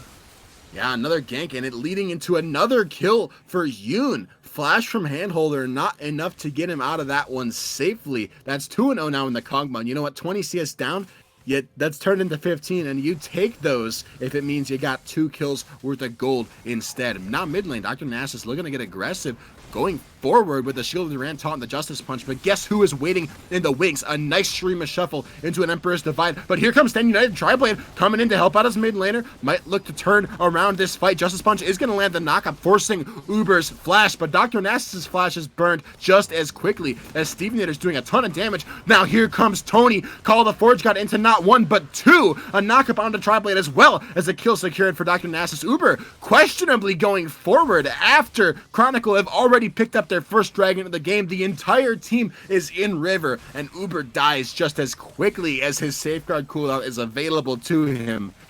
Overall, I think what was that, a 1-for-1? I think? Yeah, 1-for-1 there. Yeah, a little bit of a 1-for-1 and kind of the extended fight. Ornn did pick up a kill there, but I think getting the kill on Shen is probably a little bit bigger because that definitely gives him more agency in the lane, especially against the Ornn. So that's probably that is definitely a little bit better for Triblade. And they also were able. Chronicle was also able to pick up the dragon there. So Lee Sin was not quite 6 there. I think if Lee Sin was 6, that's pretty much a perfect gank from him. Just being able to, they would easily been able to pick up the Galio kill and get out safely. So him just being a little bit behind there, wasn't quite 6 yet, kind of cost him there. And this is going really well for Chronicle Twist early. Being able to get ahead in all their lanes is definitely going to help the fact that Kog'Maw's the one that's doing all the damage, and he also has 2 kills. Yeah, I think it's hard to overstate how important it actually was that first dragon went down in favor of Chronicle Twist, right? This is the scaling team. This is the team that needs to get their Kog'Maw online and shouldn't have lane priority early on, and yet they got the first dragon. Meanwhile, what has New England gotten done on the map so far? Not much. That might change. Uber looking mid lane on Dr. Nasus. He's probably going to go down here. A nice kick from Uber, no fire, sealing the deal. Yeah, that's it. That's done. A good Sonic Wave to finish off the kill. Uber getting himself on the board here, picking up a first kill for himself. Yeah, good for the Lee Sin. Just keeping his ear ahead. So you have to look mid lane though. Even though Cog did get the 2 kills, he's down over almost 30 CS at this point, which is pretty significant. Even though he did get the 2 kills, it's about even in gold, which is not too good. And then you also have your Azir, who's 30 CS ahead of this 2-death Galio, and this Azir, we said Cog's gonna be scary, and he's gonna have this whole team protecting him. But even so, if you have Azir just sitting behind your Ornn threats, Lee Sin, and just being able to just hit the Kog'Maw with all his soldiers, Kog will go down fast. Azir does do a lot of damage, so Chronicle does have to be careful about making sure this Azir also doesn't get fed, because that could spell trouble for them too. Although Chronicle Twist keeping the ball rolling here, they're looking to cause some trouble themselves. They aren't in trouble, but the Herald is in trouble as they pick up the first Herald for themselves, sneak it away basically from New England Stormwolves off of Uber actually killing Dr. Nasus. Right, they sort of used his recall timer to sneak that Herald, which is a pretty smart macro play. That's a little bit more proactive than Chronicle were in game number 1. I like it. I like to see it. I think Chronicle are in a pretty good spot so far, all things considered. But you're 100% right. Steve Nader's Azir is pretty scary. He's up a lot of CS, and it's not just him. Like you said, bot lane even though 2 kills onto Yoon, Wind is still up a pretty significant amount of CS. He's up in levels and experience. He's been denying experience from Yoon. Handholder and Wind have been abusing their champions in a pretty strong way, even though they did give away some of those early kills. And now in the river, it's a level lead for Uber as well, as Phileas smites away the Scuttle Crab, evening up the level score. Now I think this is 1v1 that Uber doesn't win, forced to ward hop over the wall with the safeguard, is going to get himself out of that one alive, but unfortunately loses the Scuttle Crab. Yeah, able to get away safely. Just gonna recall here. The issue with so Toronto did end up getting the Riftfield there, which is obviously good for Chronicle Twist. However, there's really no good place to put this. All his lanes are kind of getting pushed in except top, but top didn't even get any of the plates. And with the first Rift Herald, you really want to put it down where there's some place that has 3 plates or less, so you get the extra damage, and then you can pretty much guarantee the first turret, as we might see a little more fighting him. Teleport coming in from Tri-Blade. This fight is about to get turned. A nice flash into a Shurima shuffle from Stevenator. Emperor's Divide is dividing all of Chronicle Twist. Dr. Nasus falls right after Philia. 2 for nothing so far. Sonic Wave lands, might look for more, but Tri-Blade is pretty scary on this Shen, so Uber not going to commit to that one. Still, though, 2 kills going over to New England. Now in the boss setup, they aren't even done yet. Nice play onto Yoon, into the box, forced to flash away. Heal not keeping him alive. Delays might be next under turret as the Kog'Maw passive not quite gonna find enough kill to not quite gonna find enough damage to kill Handholder, but you know what? Wind did find enough damage to kill Delays. 2 for nothing. New England Stormwolves' bot lane bringing it back from the brink. Yeah, so there you can see, even though you did have Cog with 2 kills, the fact that Varus was ahead almost 50 CS here, or 40 CS here, it just is huge gold swing. Is this Cog really isn't ahead of the Varus, and Varus definitely beats Cog early, and Varus was able to, kite away, stay away from the W damage, get the full E damage with his W passive, and also the Q onto the Lulu, both with full blight stacks. It just does a ton of damage early game. So, just able to pick that up, and then a 4 for 0 in the 2 extended fights. That's really big for New England Stormwolves. It's just going to help them just stay ahead here. Oh, Uber, you're too greedy. Trying to contest the dragon, walks into a 1 versus 3 over the wall. That was a great pillar, though. Not going to get him out. It was a good pillar. Does end up using his flash and still dying. That's not great for New England Stormwolves. Chronicle Twist fairly close to threatening a Dragon Soul. I don't know. I was gonna say something, but I can't quite remember what it was. So I'm gonna throw it back to you, and I'm gonna work on that one. I might bring it back. Yeah. So I think the Lee Sin was autoing the blast cone, and the pillar knocked him into a position where when he autoed the blast cone, it ended up not knocking him over the wall. I think that's what he was trying to do. It looked kind of funny, as maybe the ball lane goes in here. The Thresh is not gonna try it. Yeah, but, he's hiding in that bush. It was close. He almost saw it. I do want to point out, you were talking about Winds and how much damage he's doing, how much Varus can dominate this lane early on, and that's definitely true. I want to point out that he's going on hit Varus, so that on hit Varus is going to scale quite well as this game goes on, a lot better than a lethality Varus typically would. Herald dropped mid lane now, but Dr. Nasus dropped so low. Another nice Emperor's Divide is actually maybe going to save Nasus's life. That actually might not have been the play. Herald crashing mid, though, a little bit too late for turret plates. Unfortunately for Chronicle Twist, they don't end up getting much off of that play other than maybe relieving a little bit of pressure. Yes, that's what I was talking about. Even though they did get the... Oh, that's in the spot lane into the box. I'm going to cut you off quick. Yuna's in trouble. No flash, no heal. A nice piercing arrow. That is a pretty important kill going over. Again, another one onto Wind.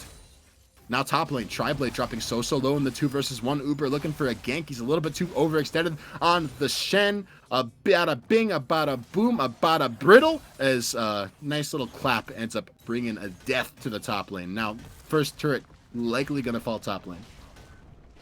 Yeah, so now you can see just New England Stormwolves, just the fact that they are winning in all 3 of their lanes is pretty much just helping them just keep pushing their lead. The fact that they have such big CS leads, and the fact that Lee Sin is just basically able to gank mid with impunity just makes it so much easier for this Azir to also get it. Even though he has 4 assists, he's up almost 40 CS, and that Rift Herald wasn't really able to do much. The big issue was that Chronicle Twist weren't really pressuring any lanes and getting any turret plates. And with the first Rift Herald, you really want to try to get turret plates out of that. And when the turrets are lower in health, you're able to get a lot more damage onto the turrets.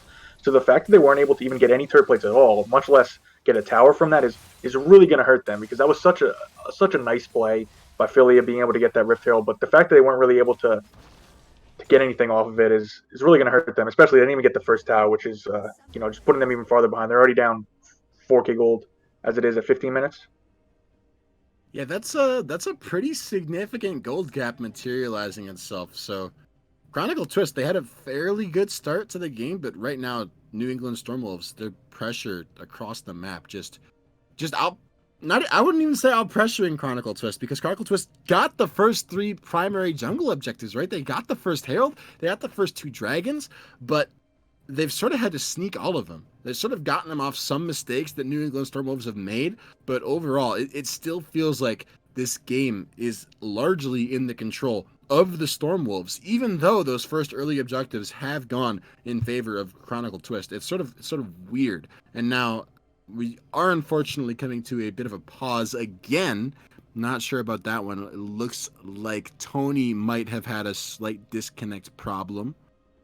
Ooh, not Tony. I just had a little voice in my head just informed me that Philia is the one who has unfortunately been struggling with some internet issues here. So we got a little bit of DC going on. Shouldn't be too long until we got our big fugly troll back in the game here. Timmy, you got anything to say about this game right now? What are you thinking? Who's gonna win? Who's gonna win right now? Looking at this game, place your bets. So I think the fact that Chronicle Twist did get those 2 early dragons, that is definitely going to be hopeful. So I think if they're able to, keep some pressure ball lane and potentially get those 2 objectives, that'll really help. So I think that is definitely like a big key to Chronicle Twist being able to come back here. So they're only down 4K gold, and remember, like, even though that Kog'Maw is kind of falling behind now, even though he did get those 2 early kills, the fact that he's so far behind in farm is definitely hurting them. But he does still scale incredibly well, and he is very close to his Bork here. And once he's able to get that in his Ginsus and just start, stacking his Ginsus up and using his W, they should have a good chance to come back. So it's basically, this game is kind of on New England Stormwolves to keep pushing the pressure, which they seem to be doing really well. They did it really well last game, so I would say New England Stormwolves, as long as they're able to keep their foot on the gas, they should win, as long as they don't have any hiccups like they did at that kind of that Dragon Soul dive last game. I think they have a good chance to win here. But if Cog is able to scale up and farm it out, and they're able to just protect the Kog'Maw, I think that Chronicle Twist definitely hasn't lost this game yet. It's definitely not over for them. Yeah, I was going to say, we did see New England Stormwolves make a couple of those questionable plays last time around. Although they were in a sort of a slightly different position, right? They were maybe in a stronger position. Now top lane, Stevenator with a nice Emperor's Divide, forcing Triblade under a turret, trying to run to the blast plant, but it's been taken away. Wind is sort of making sure that the only escape route for a Triblade not available. Now, New England Stormwolves, they found a pick topside. They are moving to start the Herald. And like I was saying, like with just snowballing the lead, there you go. Just another kill, Rift Herald here, and this is going to be very impactful to be able to put this mid or bot, to break one of those 2 towers. I would say put it mid, just try to get some pressure there, and then you're able to get some more vision into the bottom topside jungle. So actually, I do have a question. Just a curiosity, does Shen W block Azir's soldier autos? I don't know if I've ever seen that interaction before. Ooh, I don't think so.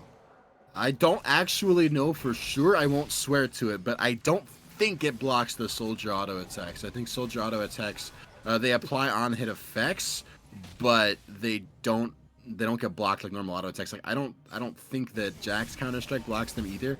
I could be wrong about that one though, so we might have to wait and see. Keep a watchful eye. See if you can notice whether or not it does. We're probably going to see a team fight happening pretty shortly over this next dragon. Both teams sort of posturing in the mid lane, posturing aggressively, looking to maybe start a fight. I think Chronicle is mostly just trying to wave clear and trying to stay alive, trying to fight for pressure so that they can contest this dragon. Because, like you were talking about a little bit earlier, Dragon Soul is one of the win conditions for this team. It is an Ocean Soul, which is a hugely impactful Dragon Soul, potentially the strongest. Dragon Soul thanks to all that in-combat healing that ends up going down. But with Herald dropped mid lane, I don't know if the pressure is going to be there. Chronicle Twist are probably going to lose their mid lane turret, and likely they're going to lose inside track on Dragon as well. They might have to give this one.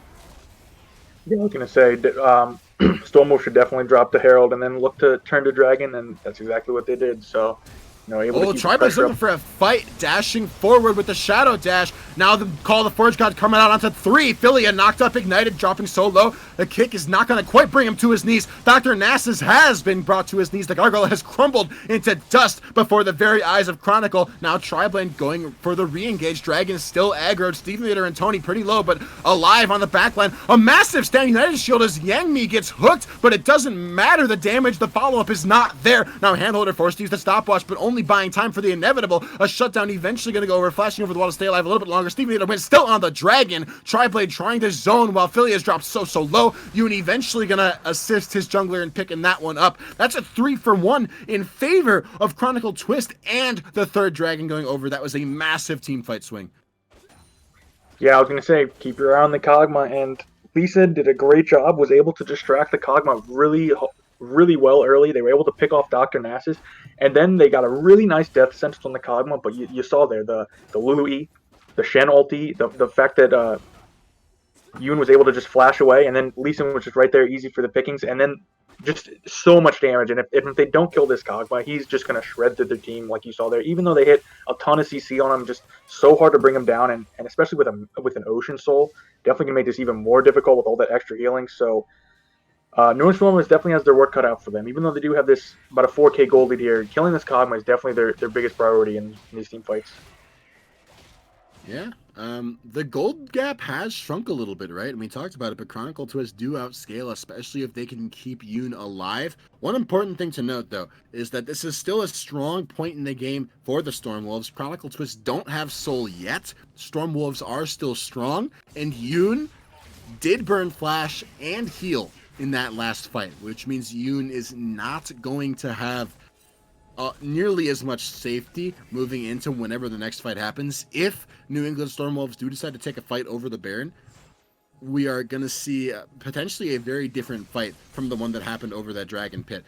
If Chronicle Twist, or if Yoon did not end up having flashed, not end up having healed, that fight could have gone differently. But for now, the fight didn't go differently. Chronicle Twist won the fight. They got the dragon. And like you said, they are in a relatively strong spot. They are threatening Dragon Soul, which is a very strong position to be in. And they can feel pretty good, right? They finally got their Kog'Maw up close to 2 items, starting to do some big damage. Ardent Sensor picked up for delays. These power spikes are starting to come through.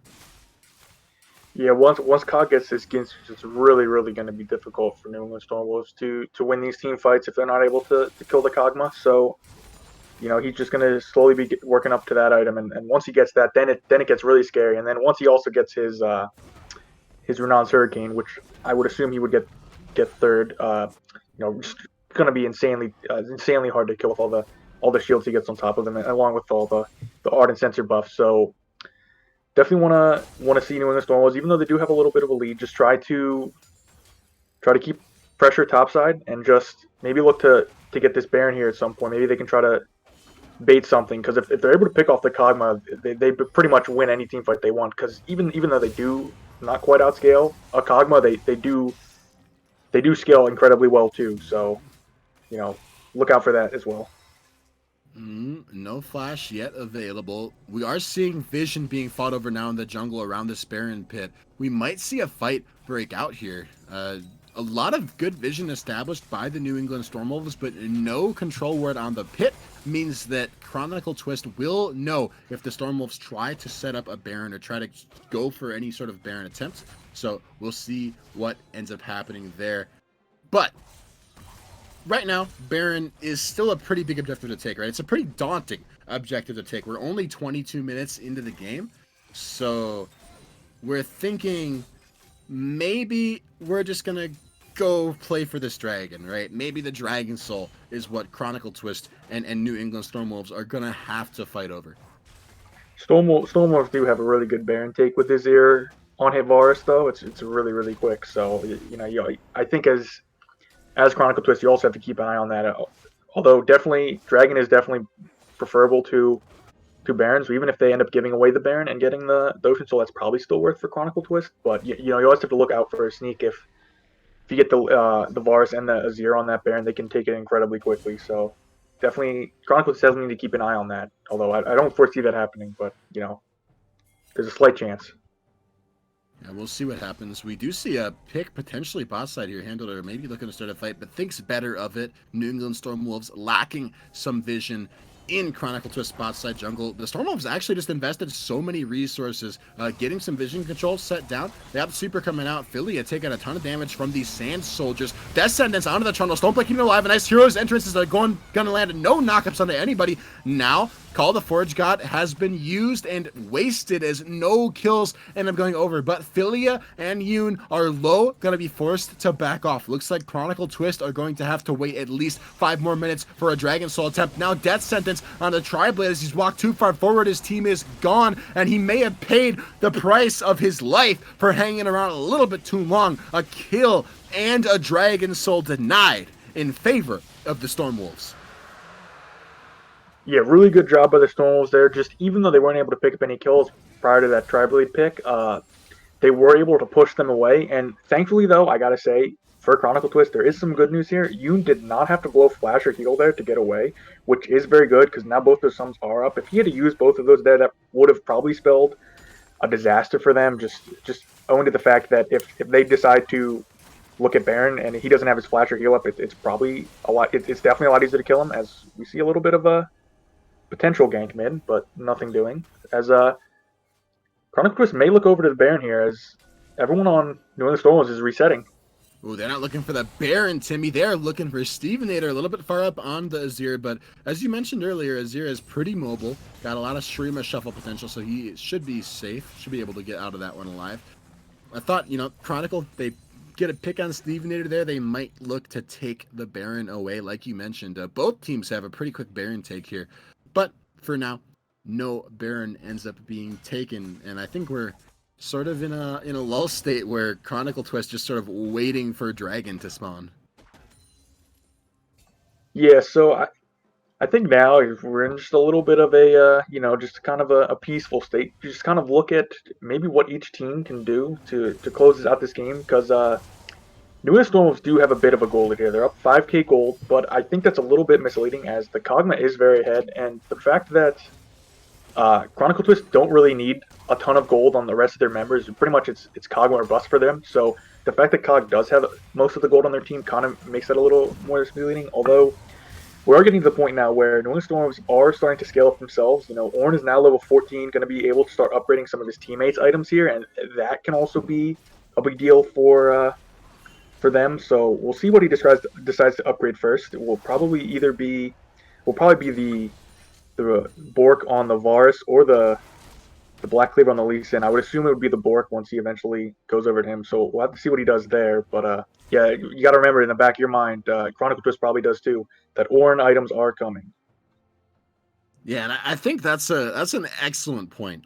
Ornn scales so well, and I think even with the Ornn, the New England Stormwolves are not going to outscale Chronicle Twist, but the Ornn items do provide a ton of gold value that, like you said, makes the gold gap a little misleading, because that's a ton of gold value that's going to start coming through from the upgraded Forge Fire Cape, from the upgraded Adaptive Helm once that comes through, once these upgrades start coming through to Wind, to Stevenator, to Uber. That's like a couple thousand gold worth of value for every item that gets upgraded. So definitely worth paying attention to that. It can really buy you a lot of time when you're talking about playing against a scaling team. Even if you don't outscale with the Ornn, it does mean that it takes longer for you to get outscaled because it artificially inflates your gold lead. Now mid lane though, we are seeing some danger pings come out as Chronicle are afraid that New England Stormwolves may have started up this Baron. Chronicle no longer have vision control of the pit. So this is starting to become a scary point for these teams, right?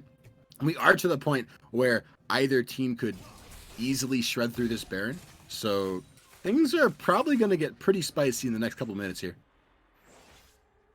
Yeah, I should want to point out that Ornn only has one upgradable item in his inventory now, because I'm pretty sure Adaptive Helm does not upgrade. I might be wrong about that, but I'm pretty sure it doesn't, because it would have upgraded by now. So I'm curious what he's going to go next as. Steven Air may get caught. Yeah, a little bit of a collapse coming out onto Steven Air does force his flash, and now onto the back line goes Nasus trying to find more, but Uber using his kick to get Steven Air to the safety, also forced to invest a flash of his own, which means that Chronicle Twist, they've got New England Stormwolves running for the hills. They're free to start up this Baron, and there's nothing that New England can do about it. It's melting so quick. Teleport coming through from Tony. They're going to try to look for the fight. Handholder maybe looking to get something done here. Call the Forge God has been channeled. Uber's got no kick, remember, straight onto the backline. That sentence is true. That's Yoon dead. That's the main carry for Chronicle dead. Baron's still alive, doing so much damage. A double kill for Stevenator. Onto the backline, there's even more damage coming out. Everyone from New England Stormwolves are alive, and they almost wipe Chronicle Twist, turning instantly back to the Baron. A disastrous fight for Chronicle Twist. Yeah, Chronicle Twist didn't really respect the fact that New England Stormwolves had 2 TPs up, so even though they were able to poke Steven around, he was just able to TP back, and Orn was able to get to that fight too. And they kind of funneled into, like, into the pixel brush, and they kind of just left their Kog'Maw behind. And remember, this team is basically relying on Kog'Maw. If Kog'Maw's dead, they pretty much have no damage. So they kind of funneled in and just were focusing on 1 or 2 members of New England Stormwolves and kind of left their Kog'Maw to die, which is a really, really bad play. That's not what they don't win, right?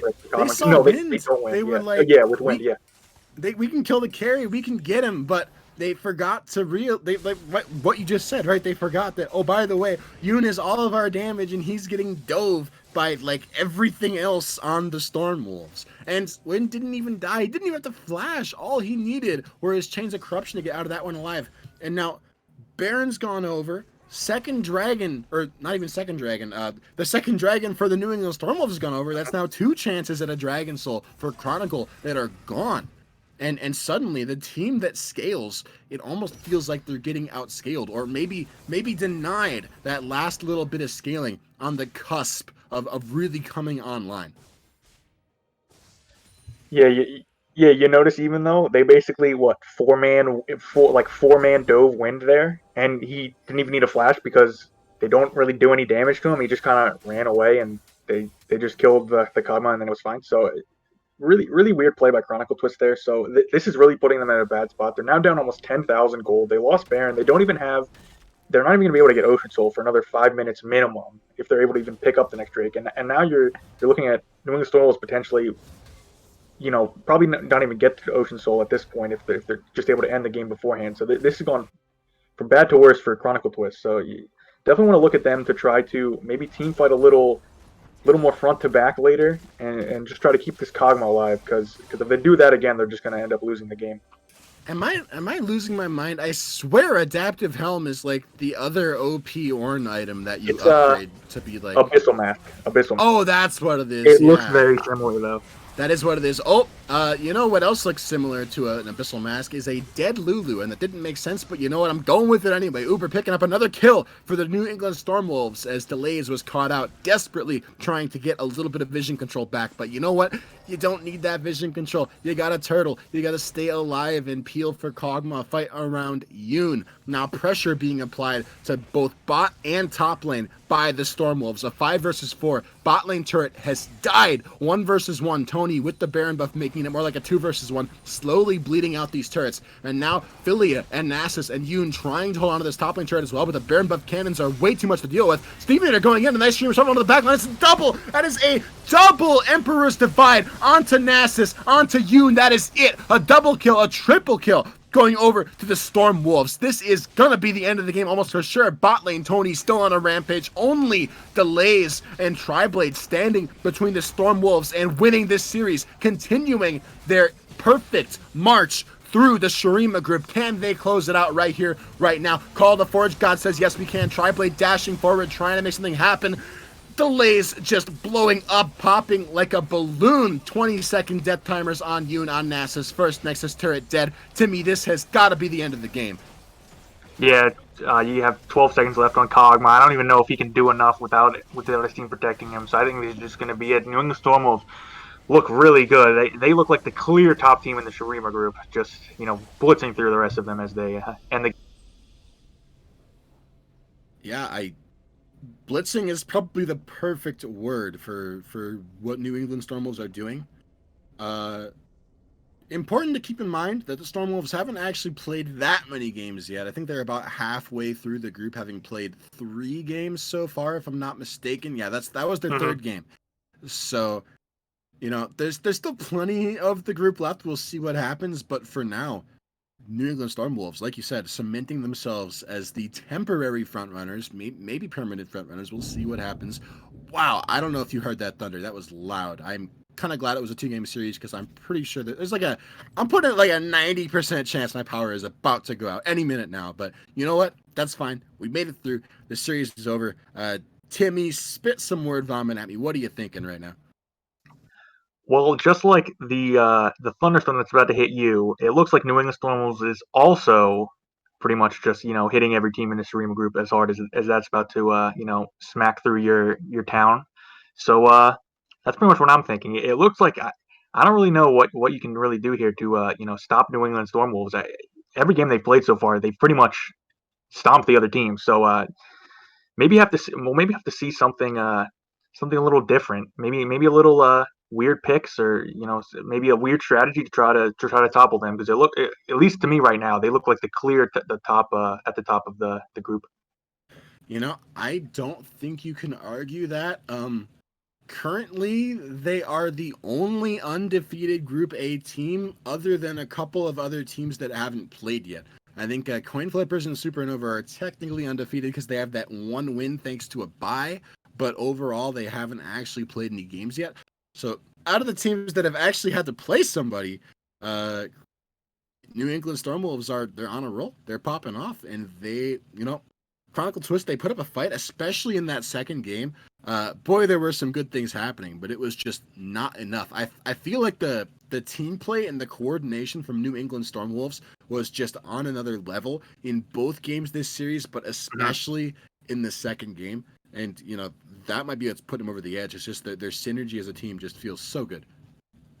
Yeah, just being able to, especially in that team fight, where they're able to just say, "Hey, Win's fine.